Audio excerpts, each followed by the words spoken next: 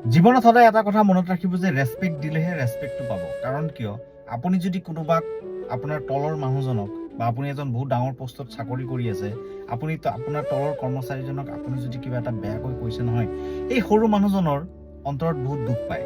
দুখ পোৱাৰ পিছত তেওঁৰ অন্তৰৰ ফালৰ পৰা মুখৰ পৰা এটা এটা ওলায়। সেই বস্তুটো যেতিয়া আপোনাৰ গাত লাগি যাব নহয়, এই বস্তুটো কেতিয়া ৰিয়েক্ট হ'ব জানেনে? তাৰ ৰিয়েকশ্যনটো কেতিয়া হ'ব? যেতিয়া আপুনি ৰিটায়াৰমেণ্ট ল'ব। কাৰণ এটা কথা সদায় মনত ৰাখিব, চব বস্তুৰ যেনেকৈ এক্সপায়াৰী ডেট থাকে, ঠিক তেনেদৰে ৰিটায়াৰমেণ্টটো থাকে। সেই ৰিটায়াৰমেণ্টৰ পিছত যেতিয়া আপোনাৰ হাত ভৰি কঁপা ষ্টাৰ্ট কৰিব, মুখেৰে কথা নোলোৱা হ'ব, হাই প্ৰেছাৰ বাঢ়ি যাব, বিভিন্ন ধৰণৰ আপোনাৰ প্ৰব্লেমবোৰে যেতিয়া দেখা দিয়ে নহয়, এইবোৰ কিহৰ কাৰণে হয় জানেনে? এই এদিন যে আপুনি সেই সৰু মানুহজনক বহুত বেয়াকৈ ট্ৰিট কৰিছিলে, বহুত বেয়াকৈ কথা কৈছিলে, তাৰেই ৰিয়েকশ্যন আপুনি ৰিটায়াৰমেণ্টৰ পিছত পোৱা যায়। সেইকাৰণে কেতিয়াও কাকো একো বেয়াকৈ ক'ব নালাগে বুলি মই ভাবোঁ। জয় শ্ৰী ৰাম।